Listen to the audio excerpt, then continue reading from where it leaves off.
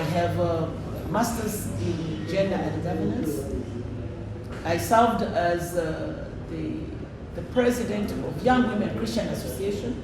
I served as the first vice president of Young Women Christian Association. I served as the president of Uganda Change Agent Association. I have been in the district council for 3 terms. I served as the secretary for gender and social services. Apart from that,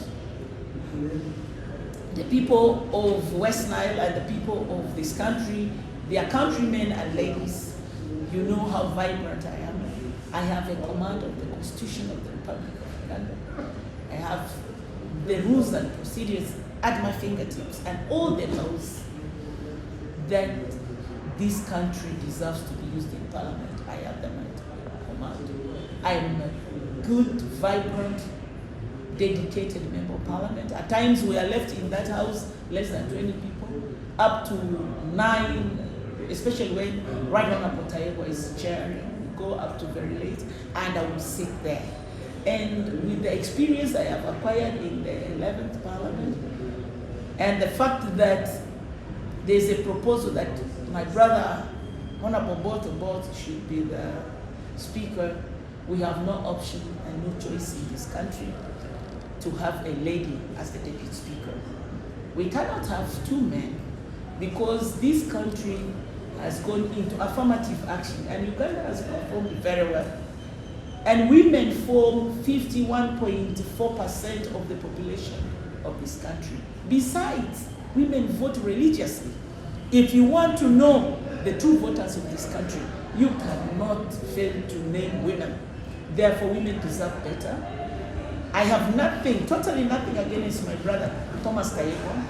If the saying is true, and if what I know is true, Tayewa has performed well, then there's no need to return him as the Deputy Speaker. Those who control powers of this country, I really want to say, can push Tayewa as the Speaker of this Parliament. There must be space for women. I am here because I have 1 capacity, the best capacity anybody in this country can trust as the Deputy Speaker, and 2, I am here on the women agenda. It should not be swept under the carpet. None of the men in this country is born by a fellow man. You're born by women. And women have contributed greatly to this country. That's why this country is called our mother. It's not called our father.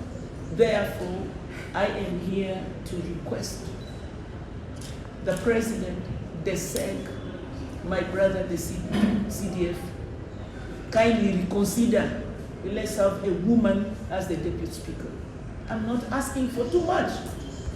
West Nile has contributed so much to this country.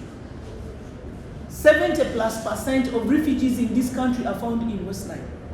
The person we have up there in the sitting room has been our brother, Honorable Moses Ali. All of us know that Moses Ali is now incapacitated. Now, what do we have for West Nile? Let's go to Terego. Terego has never voted so much. The highest percentage we have had in Terego has been 51% for NRM. But I struggled with my foot soldiers, we struggled. We pushed NRM to 79%. If you deduct, that is an increment of 28%, which no district in this country did. What do we have for the agenda for Terego? This is the time to pay Terego. The President, you did mention that vote, then ask. We have voted, and we are now asking. West Nile has fronted me to ask the country, to ask all the MPs to vote for me. And I know my colleagues have done nothing wrong to you. If the issue is that one of us messed this house, that is the issue of greed. Besides, Right Honorable Anita did not allow me even reach her gate. I didn't reach her gate. I don't know of a coin in whatever she has accrued. I was projected because of my mouth of wanting to speak about corruption as an enemy, in quotes, to Right Honorable Anita. It is very unfortunate that Anita, who should have been a true example of a rural girl like me, decided to squander whatever belonged to friends and colleagues. Some of us, it was a misfortune to find our name for trips. I remember one day, honorable folks coming to me and saying, you know, you have attended the committee meeting more than me, honorable folks, and you have also chaired on my behalf. But the Right Honorable Speaker, when I took the names for our trip, she said, I quote, remove this name, and that was removed. And what did I do? Nothing. Just to be honest and speak my mind. So I have nothing to do with the corruption tendencies. Nobody should smear me with it. Let her go to the drain and answer the questions of corruption, because I am not party to agree. Yes, I know I am from the most rural. That's why this parliament calls me the most rural member of parliament. Not because I'm rural. So, at times I speak better English. But it's because my niche is the last person. And the president wants to put money, to put change in the last person in this country. And the example of that person is me. And it is me to be put there so that we are able to reach the grassroots. The least should be able to condemning the impunity, the corruption. And you are here saying women should go down in the grave. Who is your mother? Is it a boy? Or A girl. so you keep going. You treat me like your mother, your sister, your auntie. If you don't have a wife, your grandmother, who do you love most as a woman? Your grandmother? Take me in that shape. Yes, we have not said that Anita did right. She did wrong. We have come here to condemn it. But also we are saying, not every woman is bad. Give us space. Give us a chance. I don't know what right Honorable Prime Minister did. If she has done anything wrong. Mabati, all the Mabati thieves, all of them. I'm saying all. Not sparing any. Should all go to Luzira. They must pay for this. Because this Mabati was made for Karamoja, that is the least in this country. Why is Nandutu alone there? How about those who roofed the pigsty? Where are they? Were those women? I thought it was a man who roofed a pigsty. How can you take something which is for human beings, you put it for pigs? The pigs whom Jesus sent to water, to be drowned. Evil spirit was sent to them. And then you take what belongs to Karamoja there. Yet we are saying we want to take this country to the next level. We are still third world because of West Nile and Karamoja. On flights every day, exaggerating costs of flowers in our third floor that lodge for MPs. She was on business. She was buying chairs and tables everywhere. What did she do that really deserved her to be back? I worked for my people. I stayed with them. They know me to my fingertips. Actually, the mistakes made by Anita were not her mistakes. People like Afoyo-chan should be in Luzira by this time. Because these were the people who were misleading Right Honorable, amass this wealth, pick this money, let's do like this. They were in her bedrooms, they were her babysitters, they were her kitchen people, they were washing her dirty plates, they were her babysitters. So she even deserved to not to stand for LC1. These are the people who have really spoiled the name of women.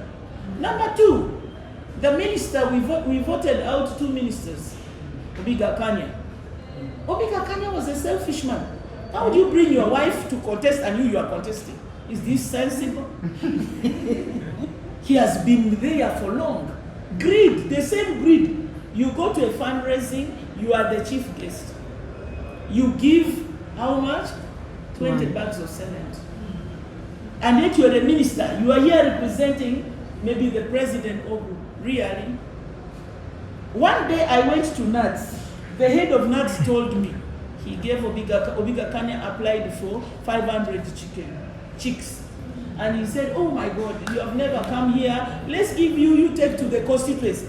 He came back, and I quote him. He said, Obiga Kanya said, I asked for how many, and why are you giving me all this?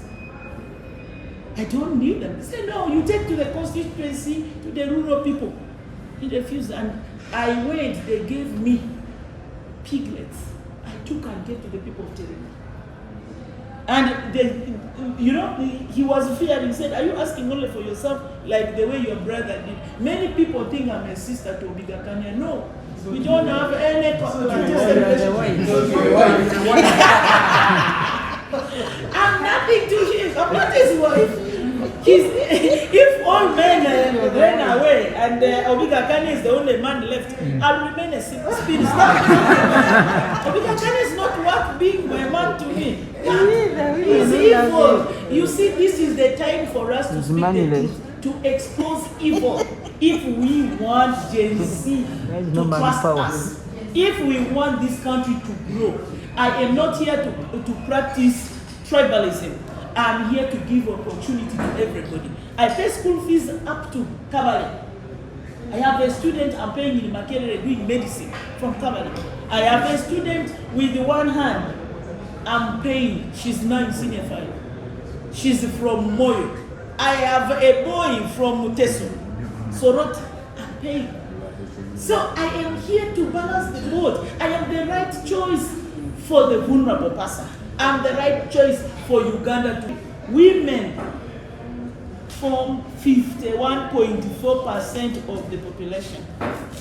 Therefore, gender equality is crucial. 2, there's already a history. We cannot rewrite history.